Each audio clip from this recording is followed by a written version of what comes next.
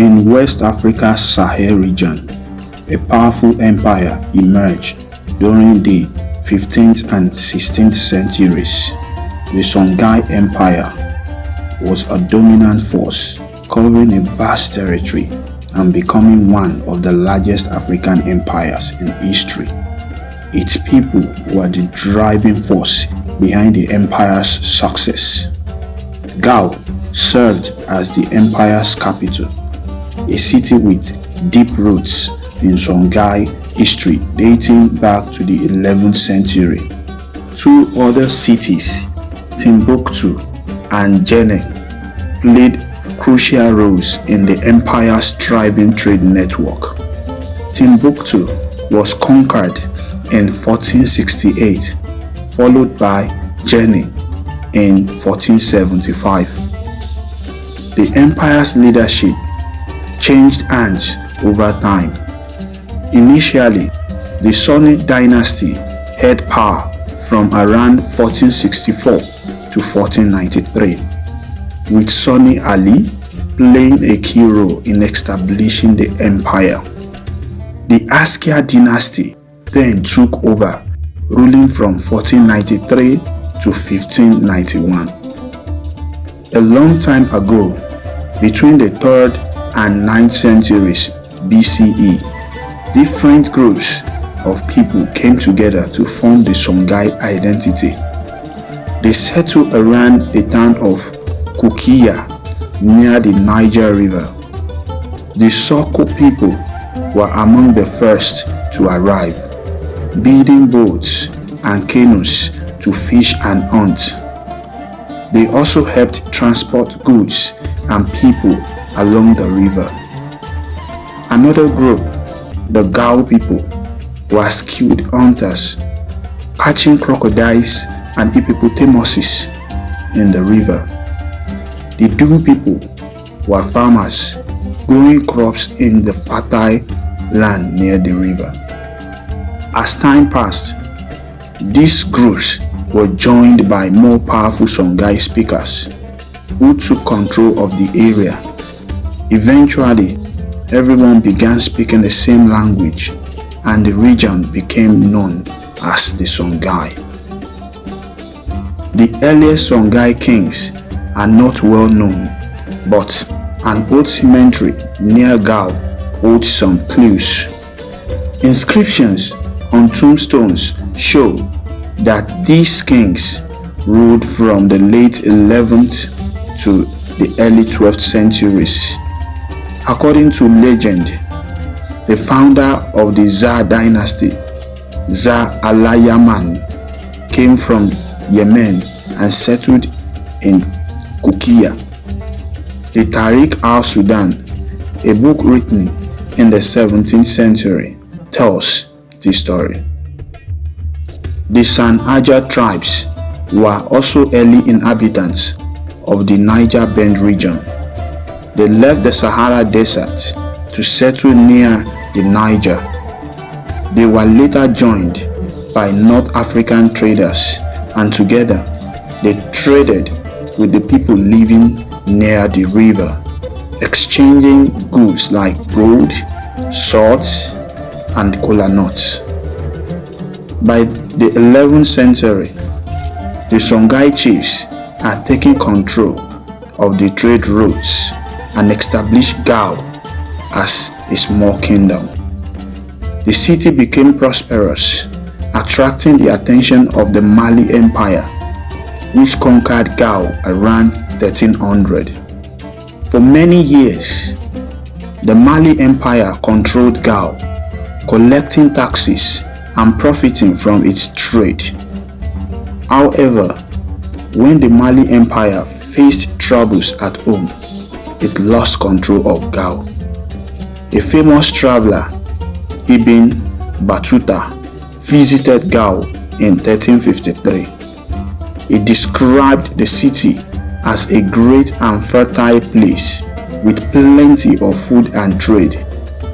After Mansa Suleiman's death in 1360, the Mali Empire was plagued by power struggle. The weakness allowed the Songhai people to break free, Marijatatou's reign made the Mali Empire poorer, but he was able to pass an intact empire to Musa II. During Mari Mata's reign, he put down a Tuareg rebellion in Takeda, but failed to put down the Songhai rebellion in Gao. Another wave of dynastic instability in the Mali Empire in the 12th century made Songhai obtain its independence under the leadership of Sani Muhammad Dao.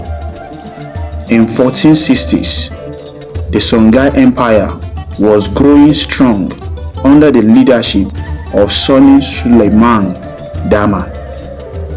Following the death of Sani Suleiman Dama, Sani Ali, who ruled from 1464 to 1492, expanded the empire, conquering many neighboring states, including the Mali Empire.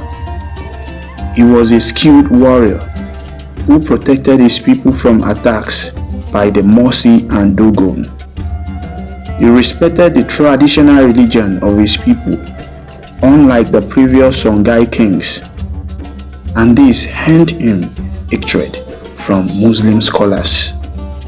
Ali took control of Timbuktu in 1468, following a plea from its leaders to help them rescue the city from the Tuaregs, who had hijacked it due to the fall of the Mali Empire. He captured Jenne in 1473 after laying a 7-year siege on the city, which forced its inhabitants to surrender as a result of starvation, making the Songhai Empire rich and powerful. However, Ali's methods were brutal, and many Muslims saw him as a tyrant. He persecuted scholars in Timbuktu, especially those linked to the Tuaregs. Despite this, Ali's military campaigns made the Songhai Empire wealthier than the Mali Empire. Sani Baro, Ali's son, succeeded him after his death. However, he was usurped by Mohammed Toure, one of Ali's generals, known as Askia the Great. He took over and organized the empire. He created a professional army and expanded the empire's borders. Askia was a devout Muslim who built mosques, opened religious schools, and welcomed scholars from across the Muslim world. Askia's rule brought peace and prosperity to the Songhai Empire. He enforced Islamic practices but respected the beliefs of non-Muslim subjects. Askia's pilgrimage to Mecca showcased the empire's wealth. He was accompanied by 500 cavalry and 1,000 infantry. He took 300,000 pieces of gold with him.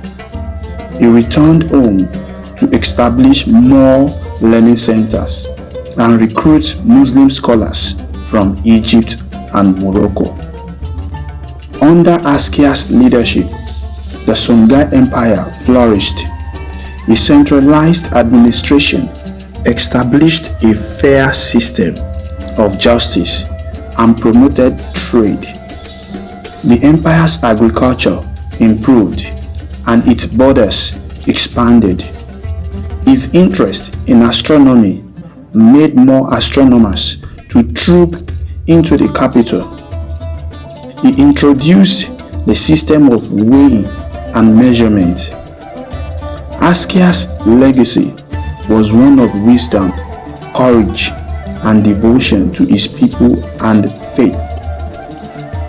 In 1528, a power struggle broke out within the Songhai Empire. Askia's children rebelled against him, and his son Askia Musa took the throne. However, Musa's rule was short-lived, and he was overthrown in 1531. This marked the beginning of the end of the Songhai Empire. After Emperor Askia Dawood died in 1583, a bitter fight for power broke out, splitting the empire into two rival groups. This internal conflict weakened the empire, making it vulnerable to external threats. Meanwhile, Morocco was facing its own challenges. After defeating the Portuguese at the Battle of Alcázar Quibir, the Moroccan state was indebted. Sultan Ahmad I al-Mansur saw an opportunity to revive the trans-Sahara trade in salt, gold, and slaves, and sent an army to invade Songhai in 1591. Led by Judah Pasha, a skilled warrior, the Moroccan army was better equipped with guns and cannons. They marched across the Sahara Desert, ready to take on the Songhai Empire. Judah Pasha himself was a Spaniard by birth, was captured as a baby and tutored at the Saadi Palace. The Songhai military, however, was outdated and no match for the Moroccan army. At the Battle of Tondibi, the Songhai forces were defeated and their emperor, Askia Isaac II, was overthrown. The Moroccans then captured and destroyed the major cities of Gao, Timbuktu, and Jenne, marking the end of the Songhai Empire. The Moroccans let the Songhai Empire break into smaller kingdoms because they were unable to manage such a very large territory. Therefore, they abandoned it, letting the nobles of the fallen Songhai Empire move south to form new kingdoms. One of these kingdoms was the Dendi Kingdom, which rose to prominence shortly after. The Dendi people were descendants of the Songhai Empire and continued to practice their traditions and culture. The once great Songhai Empire was no more, but its legacies lived on in the smaller kingdoms that rose from its ashes. The empire's rich history and cultural heritage continued to shape the region even after its downfall.